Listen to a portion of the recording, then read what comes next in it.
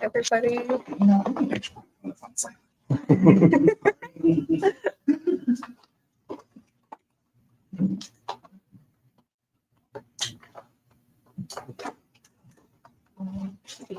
Excellent. Thank you all so much for joining us tonight. Alrighty, so Kimbilio is returning with us the Left Bank book to bring these two highly celebrated authors. Yay, everybody clap. Norris. We are here to celebrate their new books, Flournoy's new book, The Wilderness, and Norris's debut novel, When the Harvest Comes. Both highly anticipated novels, and so far I've heard several compliments on both of them, which is really cool. So I have a couple notes before we begin. Tonight's event is possible because of your support. Whenever you support local independent bookstores, your money goes directly into the local economy, which funds the parks, streets, and more. And it also helps writers get the support they deserve and allows us to produce events like this. Thank you all once again. And I have a little note on an upcoming event. We do lots of events, as many of you know, all the time, every day. So next week on Saturday, November 16th at 6 p.m., we will be hosting, also in the store, Oyinkan Braithwaite to celebrate her new book, Cursed Daughters. And she's going to be in conversation with her biggest fans, the bookstore's general manager, Danielle, and Shay Mullen, our event coordinator. It'll be very fun, and they're very excited. So you can also check out our website, left-bank.com, to see a full schedule of all of our programming. And my name is Elena, by the way, and I am your host for this evening, so if you all need anything, please let me know. And I have a little intro here for both the speakers, little bios, I should say. Angela Flournoy is the author of The Turner House, which was a finalist for the National Book Award and a finalist for the Center of Fiction First Novel Prize. A Barnes & Noble Discover Great New Writer section, an Indie Next Pick, and a New York Times Notable Book of the Year, which is amazing. Her fiction has appeared in the Paris Review, and she has written for the New York Times, the New Yorker, Los Angeles Times, and elsewhere. She's a graduate of the Iowa Writers Workshop and has taught at the University of Iowa, Princeton University, and UCLA. And she lives in New York. And then Michele Norris is the editor-in-chief of Electric Literature, winner of the Women's Literary Magazine. And she is the first Black and openly trans woman to helm a major literary publication. She co-hosts the critically acclaimed podcast, Food for Thought, and holds an MFA from Sarah Lawrence College. So everybody give a warm welcome for two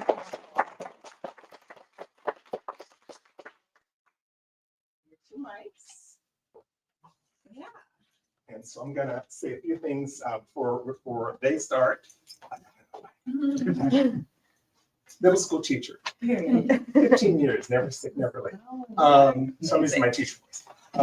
So just a few things about the event. My name is David Haynes. I'm the board chair for an organization called Kimbilio. We're based here in St. Louis, and this is part of our ongoing reading series. And really pleased to have two folks who've been part of our organization here. Denne, retreats. One retreat. Seems like more. I know. And she'll taught with us 3 times, I believe. 4 times? I think maybe 4 times. 4 times? But I'm not sure. Wow. I just missed, there was like a pandemic. Right. Yeah, seems like. All right, that's our new for. And so we're an organization that is sort of dedicated to, actually I have it written down here because I always forget. You think after 15 years I would remember the sentence, but here it goes. We're a community of writers and scholars committed to the developing, empowering, and sustaining writers from the African diaspora and their stories. Projects include presentations at professional conferences, social media networking, book prizes, and an annual summer retreat for fiction writers who are members of the Kimbilio community. If you'd like to know more about Kimbilio, visit our website. And I brought these handy bookmarks with me that have a QR code that gets you to the Kimbilio website, and also have a information about our next reading in the series, which is on on November 24th with Ricky Thane and Lauren Morrow. I know him. You know him? It's going to be a great reading, and Lauren's a St. Louisan, and so take some bookmarks, spread them around, and hopefully see some of you then. Kimbilio was really grateful to Left Bank Books for hosting our events and all the work that they do in the community for literacy and social justice, and encourage you to support their work that they do in all these areas. And one way of supporting their work is buy books, and buy books and buy them often. So and buy them online and avoid those horrible, pesky online retailers during the holidays. So what we're going to do tonight is I asked our readers to read just a little bit, and then we're going to have conversation about some topics. I've got some questions for them, and then we're going to open it up for questions from you. So I guess, do you want to go first? Or do you want? Yeah. The youngest should go. There you go.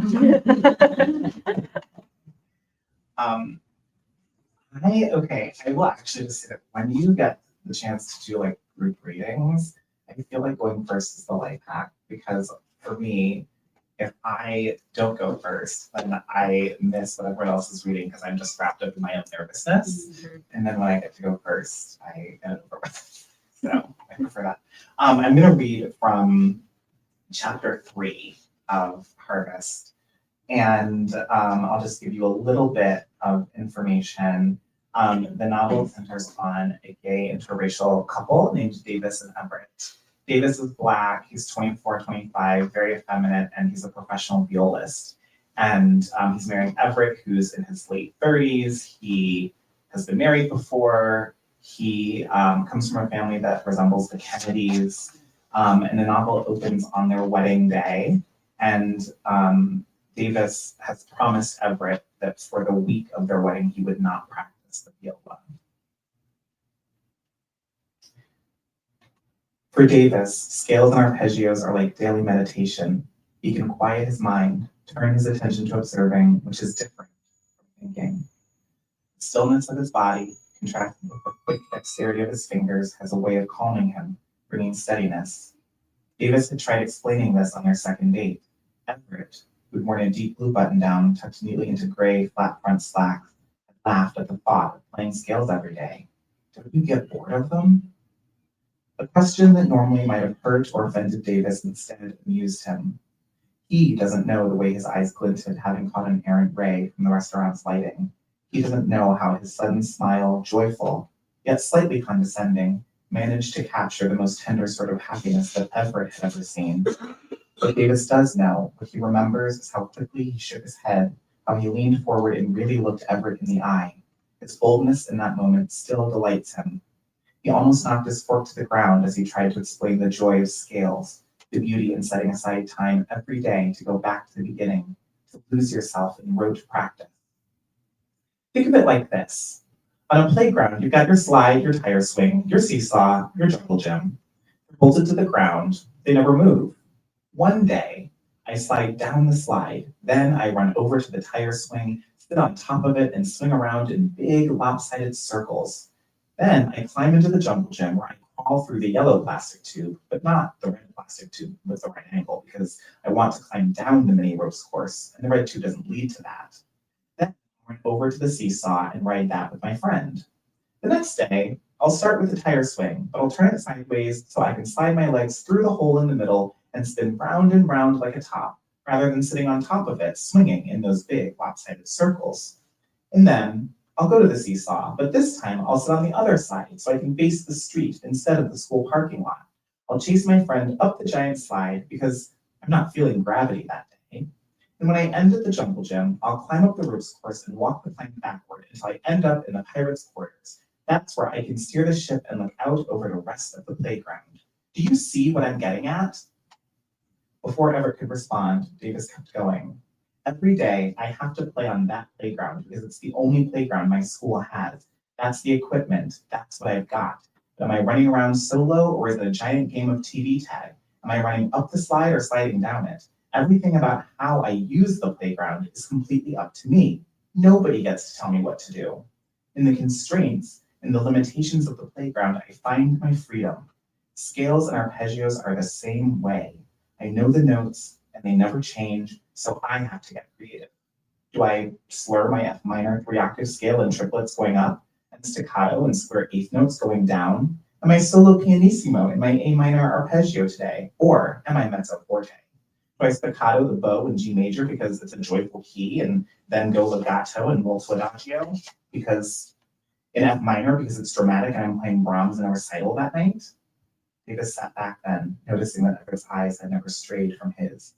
It's very different from when I'm learning a piece, Everett. Scales and arpeggios, that's the playground. That's where I get to run and play and jump and be free. Wow, Everett said. You really took that metaphor and ran with it. Davis smiled and shrugged, suddenly bashful. Did I? Everett narrowed his eyes, but he smiled too as he did it. You've said all that before. Davis laughed. No, I came up with it on the spot. Davis watched Everett watching him as he crossed his legs, sat back and brought his martini to his lips. They nearly closed the restaurant, and when the check came and Davis reached for it and Everett reached faster, Davis said, "But I asked you out." And Everett, with his big green eyes, glanced up as he pulled a credit card from his wallet and said nothing. When Davis started to pull his own credit card from his satchel, Everett, still staring, the movement barely perceptible, shook his head. Davis felt compelled to set the satchel down, and when he did, Everett smiled. Only then did Davis glance at his dessert plate, which still held a few bites of apple pie. I don't even like pie, but this is so good. He sliced himself a small bite, speared it with his fork, and ate it. Then he looked at Everett again. You seem like a man of few words. He sliced another bite. Why do you say that? There was something mysterious in Everett's voice. You've been so quiet tonight. The waiter came and silently collected the check and the credit card. All the while, Everett's gaze went uninterrupted. That's more about you than it is about me. Are you saying I talk too much? Davis narrowed his eyes. Everett grinned. No, not at all. When Davis said nothing, Everett continued. I like how much you talk. I like your voice. He tilted his head to the side. So, I listen. But I promise I'm not. He made air quotes. A man of few words. He blinked. I'm just a man. And then, after another few moments of silence, why? What are you thinking about? Davis closed his eyes and bit his lip. It was just, he paused, pensive. I don't think I know what that feels like. What feels like? The waiter returned, handing Everett the receipt and his credit card, smiling at them both, thanking one and the other. Through all of this, Everett never moved his gaze from Davis. Davis leaned in close as Everett picked up the pen. To be like, I'm just a man. What does that feel like? Everett shrugged and furrowed his brow. He glanced down to sign the check. It doesn't feel like anything, really. It's just, I don't know. It just is. Thanks. Yeah. Yeah, I didn't feel nervous at all. Proud of you. Denne was my student at Kimbilio. She was a fellow my first year that I taught there in 2015, a lifetime ago. Oh, a true lifetime ago. To just see you now, just a very proud teacher. I'm going to read, and also I just want to thank David for putting this together and letting me be part of Kimbilio for somehow over a decade now, or just about a decade. I hope to teach again soon. Yes. Now's the time. I gotta put it in my brain now. So this novel is about a group of four Black women friends, and it follows them for 20 years from their 20s into their 40s. It's set in 2008 and until around 2028. So it projects a little bit into the future. I'm going to read about one of the friends, the character Nakia, who is a chef and a restaurateur. And what else does the person need to know? and she lives in Los Angeles, and the novel splits time between Los Angeles and New York. It was 90 minutes before opening and 4 hours before the lunch rush on the day in early March when Miguel called to say that although he'd already arrived at the restaurant, he needed to leave immediately. Something about needing to get back to Chiapas in a hurry. She was at the farmer's market in Santa Monica, her wagon laden with eggs and herbs. Maybe I'll be back in 2 weeks, he said. His voice already had that staticky, faraway quality that plays international calls, Nakia thought, which made her fear he was gone for good. And unlike shit, maybe wasn't a Miguel word. Generally, a thing could happen or it couldn't. Her nose stung. Odds were low she'd ever see him again. The prep crew was wrapping up when she walked in, the kitchen awash in the tang of cut onions and the sweet sweat of bell pepper, every surface gleaming. Eerily silent save for the sound of knife hitting board and the odd scrape, because her prep staff, Angel and Delia, disagreed on music so much that they both wore headphones. Nakia checked the schedule pinned on the bulletin board for a moment before realizing that the two of them were eyeing her. Had it really been so long since she arrived early? At ease, she said, hoping to sound self-effacing, hoping they'd hear her over their music, but they didn't. It had been a while, but she was still confident that Delia, mid-40s, sentimental, listened to Juan Gabriel, while Angel, 19, angsty and ironic, listened to Morrissey. They were mother and son. She waved, to which they nodded, then she moved to the staff room. The chef's coat in her locker no longer buttoned across her chest, and even if she tried to wear it half-buttoned, the armpits were too tight, her chambray button-up and an apron then. She shouldn't have been nervous. The trick and trap of management, of proprietorship. People presumed you possessed an expertise that you rarely had to perform. One had to spend time observing the rhythm of the kitchen to expo properly, and Nakia had fallen out of the practice of observing hers. Did a cook move too slow on saute? She didn't know him like that, and thus called for Kevin's sides too early. They were cold by the time he got his shrimp and grits together. Lesson learned. She would not assume anything about anyone. It would make sure plates cohered to her original plans for them. Though she worked hard to build her menu, form had always trumped function for Nakia when it came to food. What a meal tasted like was tedious once a recipe had been perfected, but she never tired of making her plates beautiful. Focusing on what orders should look like put her into a groove. I need grits curly, grits white, grits extra red, and grits fucked, she said. Got it, got it, got it, got it, Reina, an even newer cook shot back. Grits with sauteed kale, grits with white cheddar, grits with extra romesco sauce, and one bowl of sugared grits, a personal affront, but such was life, began to appear before Nakia one after the other. At least Miguel was still using her shorthands. Reina wore a short-sleeved black chef's coat. The jaguar tattooed onto the inside of her forearm leaped in and out of Nakia's view each time she slid another bowl under the lamp. Short sleeves were not allowed in Nakia's kitchen, but had anyone ever told Reina as much? Scouring farmers markets, scheduling deliveries, staying on top of maintenance, running the social media accounts, working the front of house, and trying to have a social life kept Nakia away.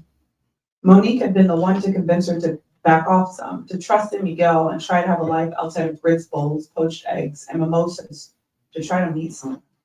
5 months of backing off some, and she hadn't met anyone. She'd only found new ways to stay too busy to meet anyone. After the opening rush, a whole 15 minutes without the ticket machine spitting out an order, Nakia looked at the kitchen. There were Nestor and Damien, her young dishwashers, Stacy the man, as everyone called him, a 50-something uncle type who worked the fry station, Kevin on saute, and Reina on the grill, and apparently anywhere else someone needed her. Miguel had brought Reina's resume to Nakia as one of 2 finalists, the other finalist being a guy who had done a year in the Cordon Bleu. Reina had no high school diploma or GED, but she had cooked nearly everywhere small and cool from Long Beach to Culver City. She had taste. Yes to Reina was all Nakia had texted back. In the months since, she'd spoken to Reina maybe 6 times. A slick to the side short haircut, a snake tattoo on her neck, and 3 piercings in one ear, none in the other. Sturdy through the torso and legs. Butch. Nakia had somehow known without knowing, just from her resume. It felt good to be right. She'd seen Reina cracking jokes in both Spanish and English with others enough times to know she wasn't standoffish. but she didn't seem to enjoy making eye contact with her. That happens when you're the boss, Nakia told herself. The kitchen made it through that first lunch rush with no big mishaps. She might have been imagining it, and who's to say she was even in a deficit, but Nakia felt herself improve in the estimation of her staff as the day went on. After closing, she had planned to go to her friend Ariel's gym in Mar Vista for a high-intensity interval training class, to which she usually brought about 40% of the intensity of the other participants. But since she'd already sweat through her shirt, she figured she was justified in going home. Her old gunmetal Jeep Wrangler made her feel like her 90s high school self had triumphed, at least in this one way. Sitting up high while barely 5 feet tall, no doors in the summertime, bushels of basil and rosemary from the farmer's market wafting up front. As cool as she could ever manage, but it was March. The doors were on. Her whole body ached. She had done the thing with El Miguel for the first time in a restaurant's 17-month history, an accomplishment that warranted some kind of celebration, or at least some gesture of largesse. A proprietress. When she saw Reina fiddling with her bike on the corner of La Brea and Centinela, she honked her horn one good time, bade her toss her bike into the back, and offered to take her home. I live far, but you can take me halfway, Reina said. Halfway in a car when you were going to go the whole way on a bike? That makes no sense. You know, you can put your bike on the bus, Reina said. They have these hooks for it in the front. A smartass. You grilled the snapper perfectly today, Nakia said. Good job. It was a good fish. I barely did anything, Reina said. Then, thank you. She directed her down La Cienega, told her to turn onto Stalker, but Nakia wasn't able to cut through the traffic and miss the turn. This felt like a sign. It was a maneuver she negotiated every day to get back to Juanita and Conrad, her parents, one she'd made since she learned how to drive. Nobody needed to learn on the actual freeway when these fast and wide sections of La Brea and La Cienega were freeway enough. Do you smoke? She asked. Reina looked out the window. The snake on her neck looked fresh, as if it had recently healed, which made Nakia think of shedding skins.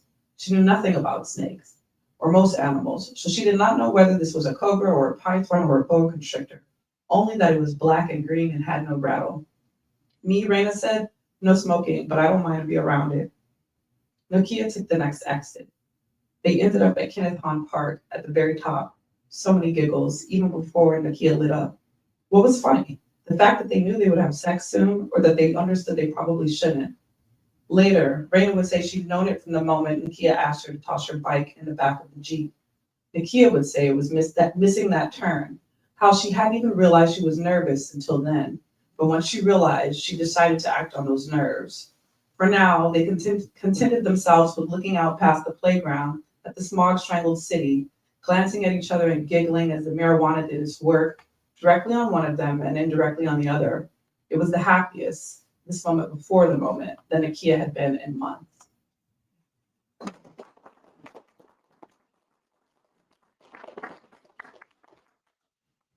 Yeah, I want to get the conversation started by having you sort of talk a little bit about what Angela talked about before, which is you've actually written about the importance of this mentorship in sort of getting you sort of going on getting this book done, et cetera. So, Maybe you wrote about me?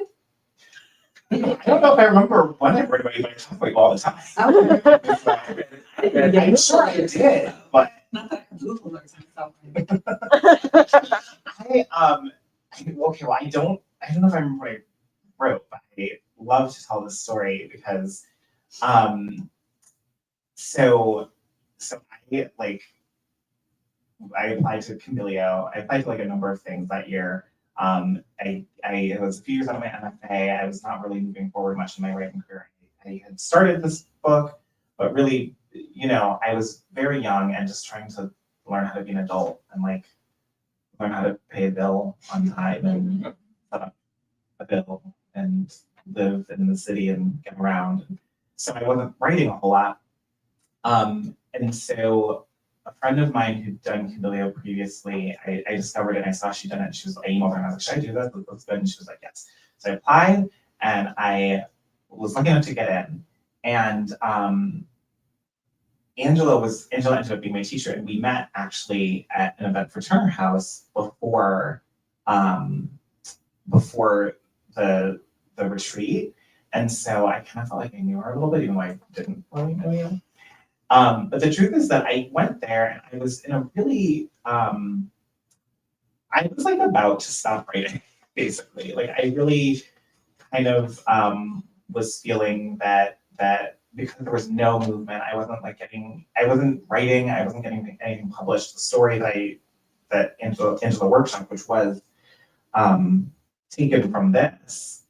Which was so good, even back then, 10 years ago. Well, I was like so nervous because like you're very good at like keeping a straight face. So like I Really? yes, you are. So all week, so here's the Tell thing. my sister I was like being worked at the end of the week. Like I think it was like Thursday maybe. And so the whole week I'm just like shitting bricks. Like, oh my God, I'm a hack, but no one thinks I'm any good. And I was also the youngest person there. So I felt like everyone thought I was like silly and young and which I You were was. silly and young. I was. You were also pretty talented. But I was like, I really did not feel these things. So I was just about to stop. Like I was about to be like, this is the end of the road for this writing thing, and I'm gonna buy an LSAT book and take the LSAT and go like make some money.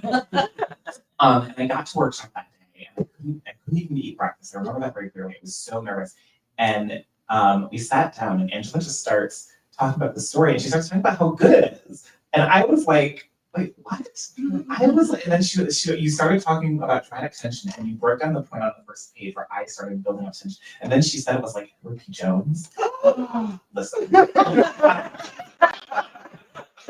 Correct. So it meant the world to me because I think I was in a rough workshop that wasn't going. I just was like really down on myself, and like I don't think I acted like that because like I'm very good at like not, I think, showing people these things.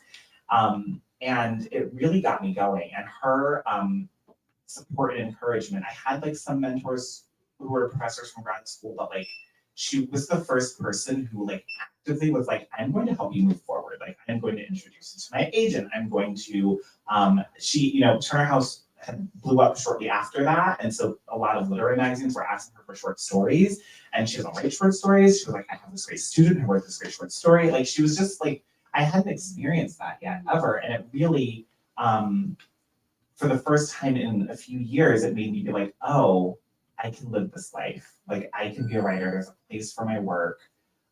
There are people who think it's worth it for me to do this. And that was the impact that you had.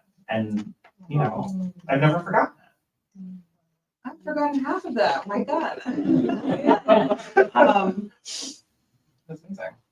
I do think you're the first person that I described to other people without requesting your consent as my mentee. I just felt it in my heart. You were. Very shortly after meeting in Kimbilio, I just was in the world describing you that way.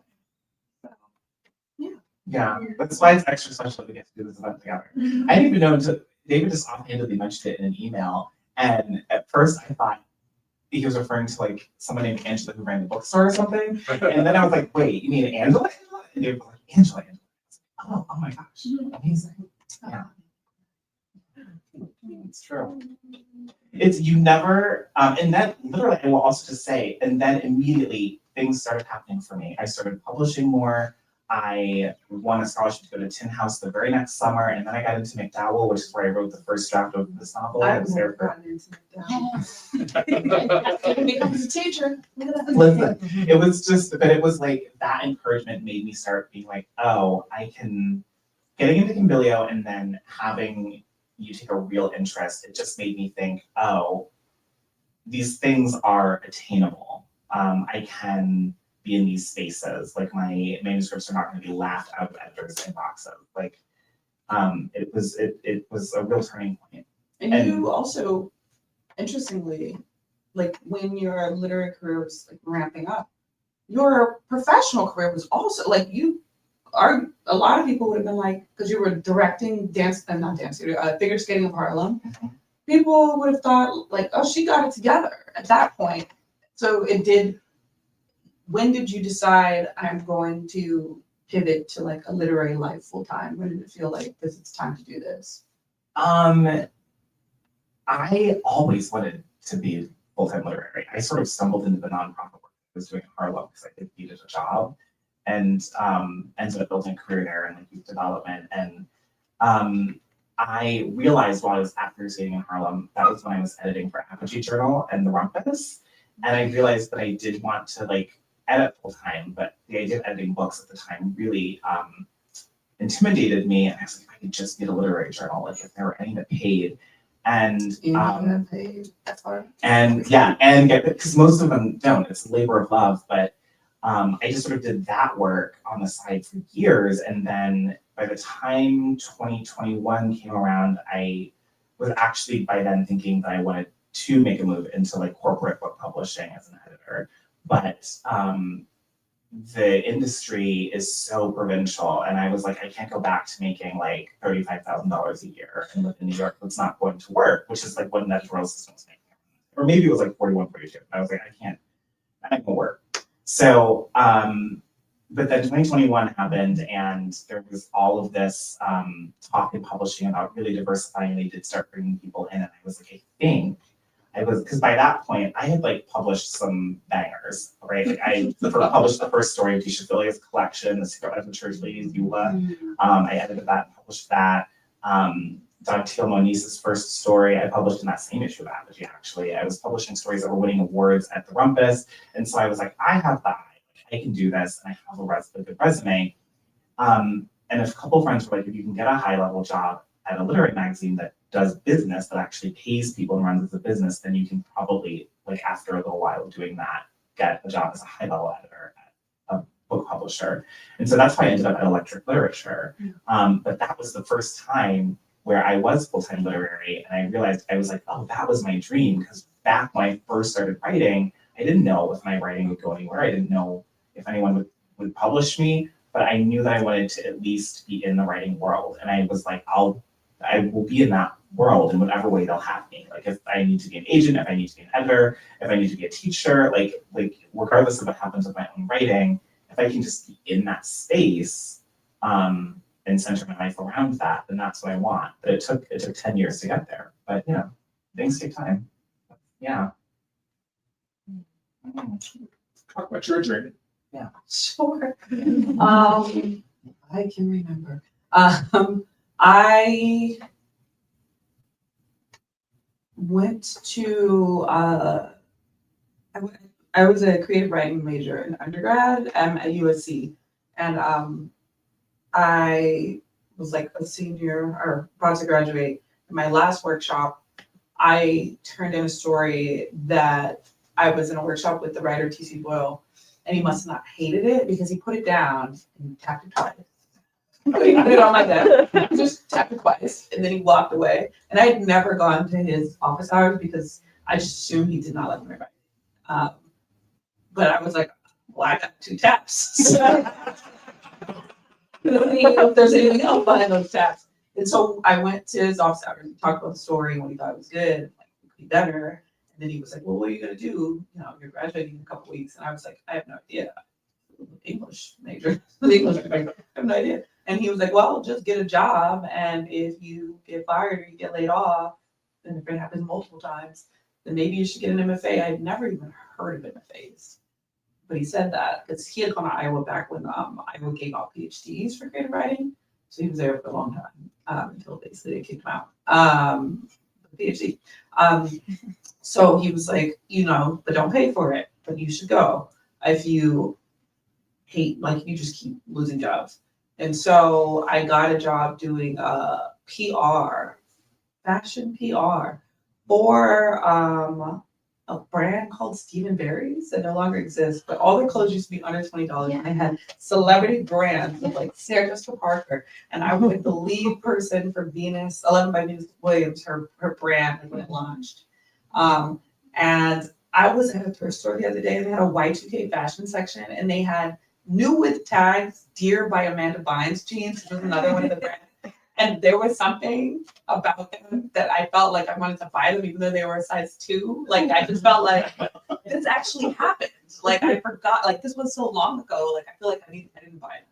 But anyway, and that was in 2007. So I had that job for like 6 months, and then like the economy collapsed. So then I got laid off, and I remembered, oh, he said if you get laid off, this happened quick, and I like could not get another job because nobody could get another job. So I applied to Iowa, and I went to Iowa when I was really young. And I graduated when I was 20. I went there when I was 24. Actually, I graduated when I was 26. People are always going to MFA programs young now, but back then it was like people tried to take a couple years before doing so.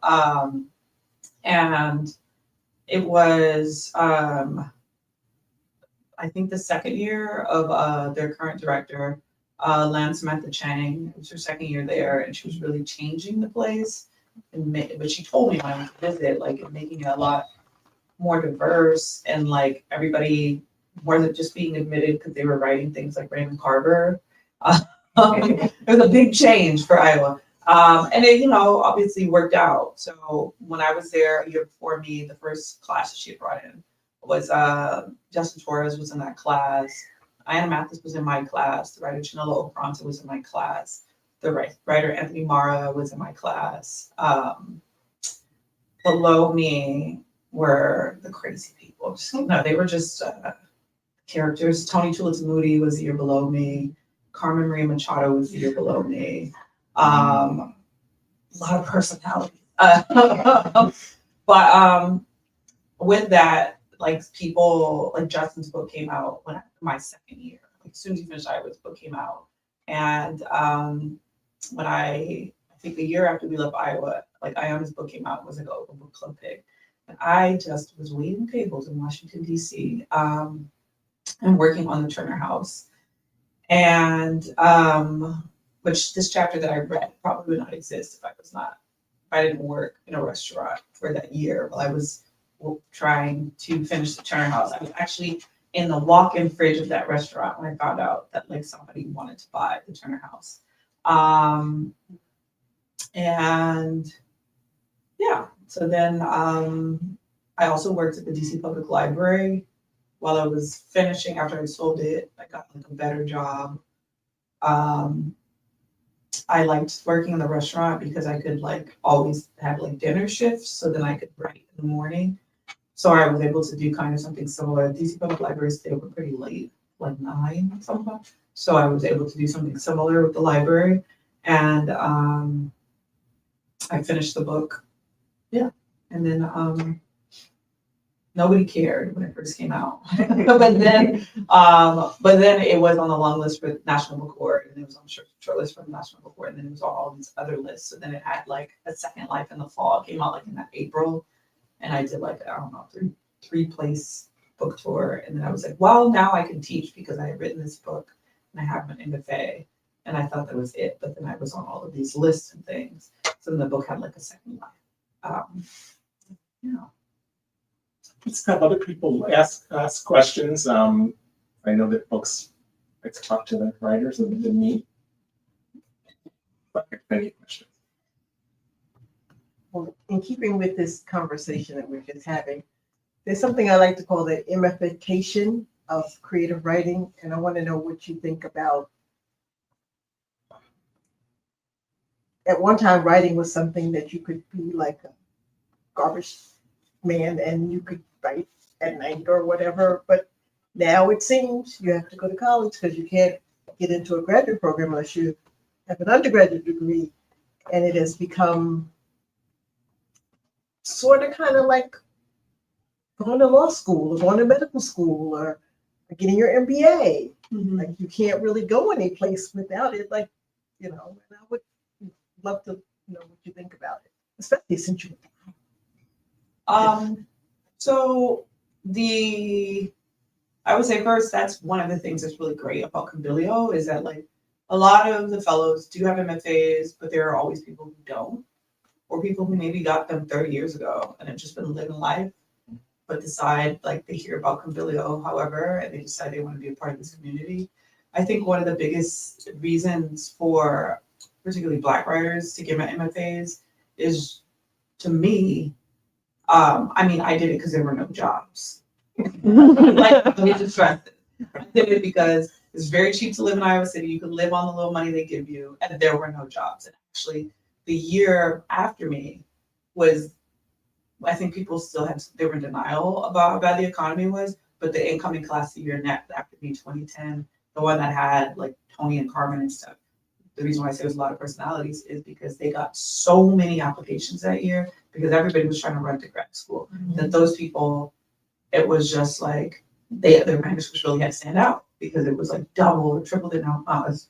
And I applied that year yeah, see, and I did not get in.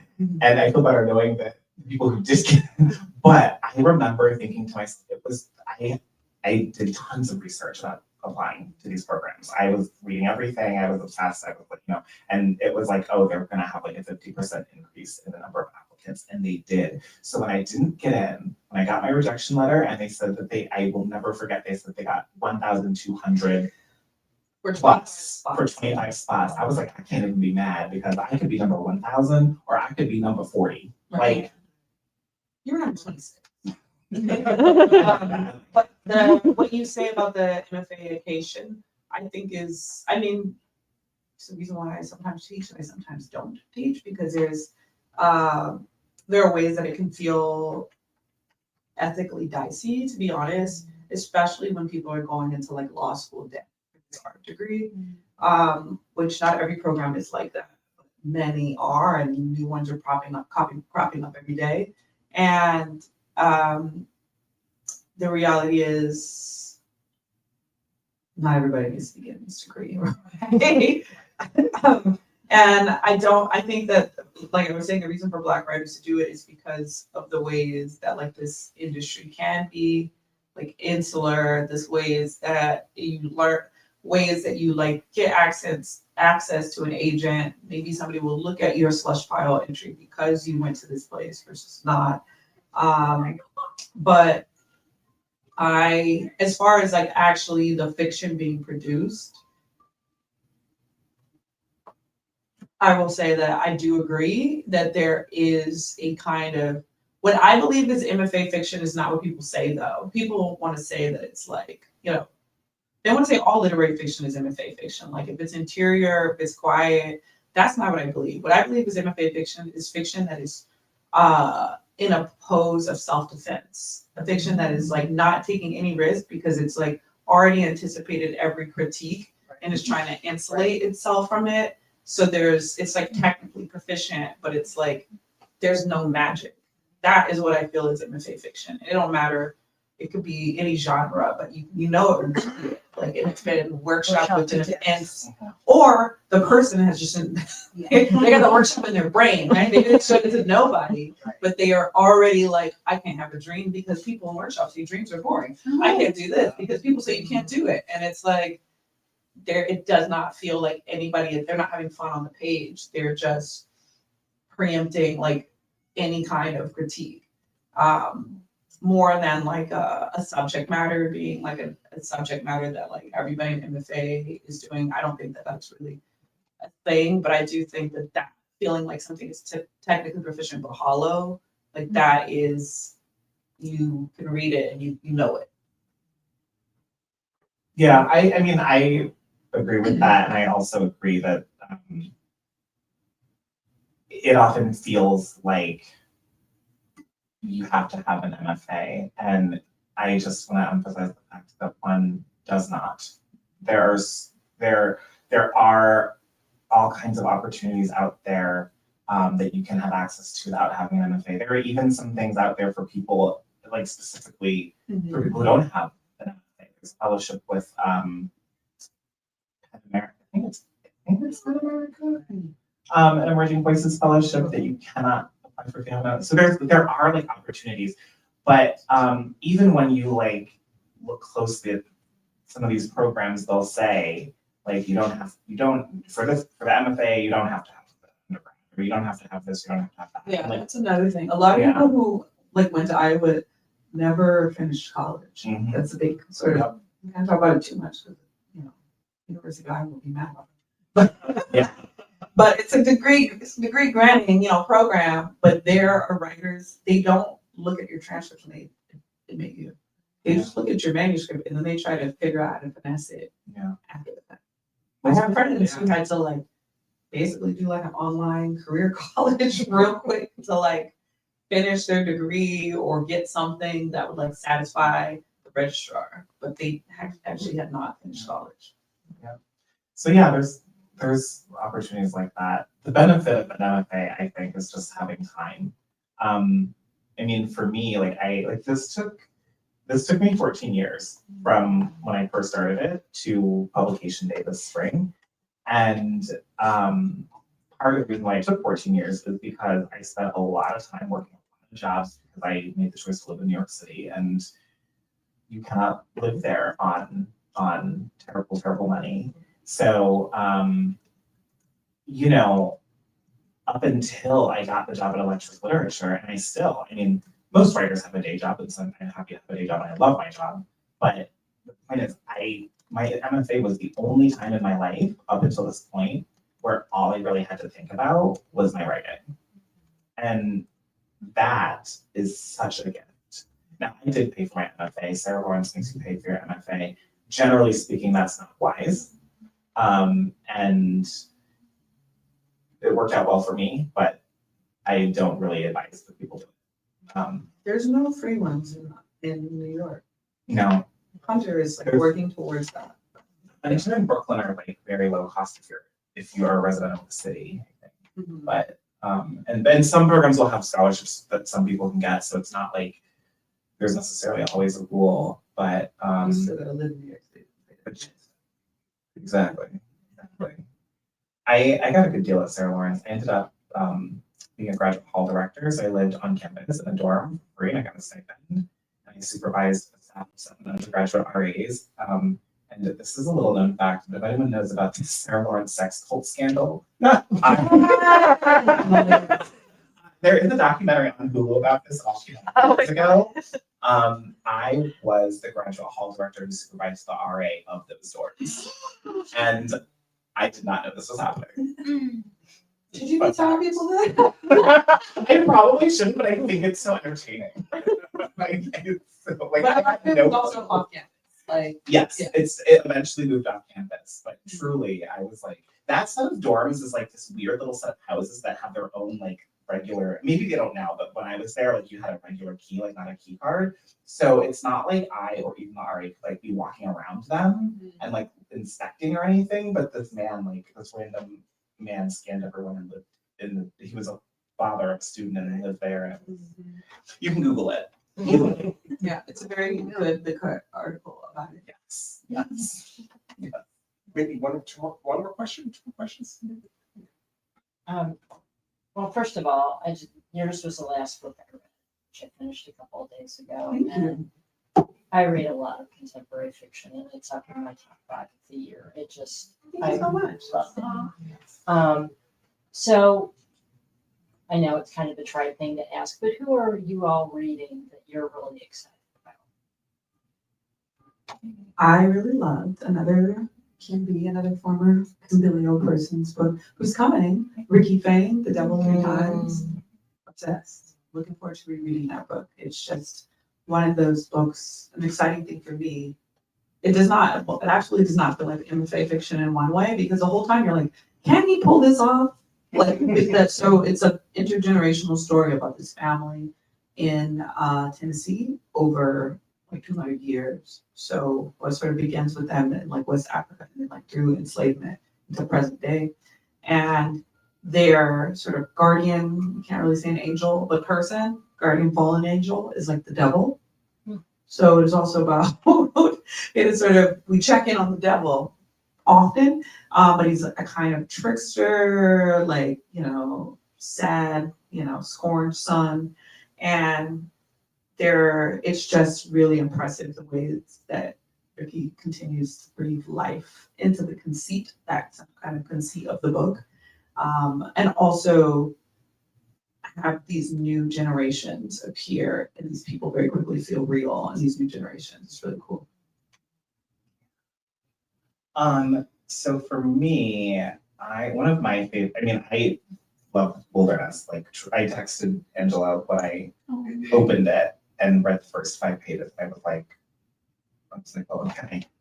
It's amazing. And then there's a couple novels this year that have come out that I really love as well. One is the novel Homeseeking by the writer Carissa Chen. Carissa and I were at Sarah Lawrence together, and we sort of like been side by side as we've come up, and it's a really incredible intergenerational love story that spans multiple continents. And just her writing is beautiful. I have been really into love stories this year. So that's one. And the other book that I'm reading that perhaps you've heard of is Audition by Katie Kimura, which it was my first time reading her. And I was really blown away by it. I'm really excited to read Intimacies, which is her previous novel, which I haven't read yet. Those are two. One question. Go ahead. So for context, I'm currently pursuing my MA in English at SLU, and I'm thinking about like what my path is after I graduate in the spring, and I'm thinking of getting an MFA. So like, what advice would you give to someone who probably doesn't have a lot of experience writing creatively but more academically? Should I like go to workshops or like, I don't know, like meet up with peers, have a look at my work before applying to MFA program? No, you should just write fiction. You just write some stuff. Yeah. You should just write some stuff. And read. And read, I absolutely. do that plenty, yeah. And don't pay a lot of money to get an MFA. Don't do it. Because then you have to do things to pay that student loan that make it harder to write. It's the real challenge. But I think that I didn't do anything after I got laid off and stuff, but write, and figure out how to pay my bills, but I just wrote. I didn't workshop. I had taken like 2 workshops in undergrad, and in one of them, the person who's supposed to be like we have a peer who kind of led the workshop. He said he had to like go to the bathroom and he left for 45 minutes. And then when he came back, he had a bag from the bookstore, like the campus bookstore. And people were like, "Where were you?" And he was like, "I didn't feel like there was anything to be said." So I just ran an errand. I wish I could remember this man's name. Like, I can only remember this thing that happened. The other people in this workshop, like the writer, Brittany Schroff was in this workshop also. She knows his name, but it's like my brain refuses to remember it. So workshops can be good or they cannot be good, especially with very young people sometimes. I just want to say his, brain wasn't fully developed. That was it. But yeah. So I did do one local workshop in Philly, which is where I lived the year that I applied to MFA programs, mostly because I hadn't done creative writing in undergrad. And I realized that I needed people to read my work and recommend me. So that may be something to think about. You might need to find a recommender or two. But that's the only real reason to do it, because I think those workshops, it's just a different vibe, and like the goals usually of the people in those workshops are different, and so you're kind of writing towards different things. The main thing is to produce some work so that you have, and try to produce a little bit of a body of work so that you can look at it and figure out for yourself what you think are the best pages, so that you can send them in. And I think the process of doing that, of like beginning to look at your work and evaluate it and figure out what you think is stronger and what you think is weaker and what you might want to show people and why, is a skill that you have to be sort of honing and refining throughout your writing journey. So the first time that a lot of people do that is when they're applying to MFA programs. So just like if you are looking and everyone's like, oh, you need 25 pages, try to write 100 pages so that you can like think through that. That is really the most important thing.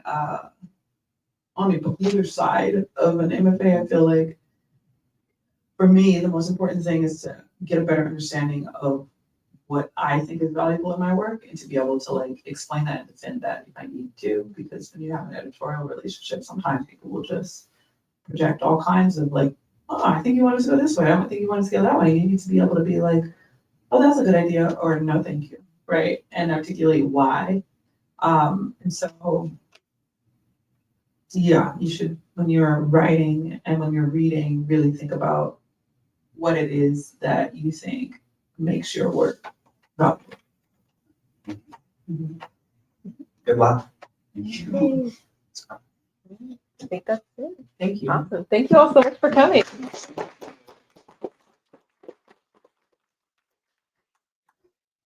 We have both of the authors' books for sale up at the front desk, so feel free to grab a copy, and then they will both be here signing for a little bit. So thank you again, once again for coming. Thank you. Oh, thank you. So we have bookmarks. Yes, and grab a bookmark. Take a bookmark. Oh, thank you so much. Street. The other one, Street's next.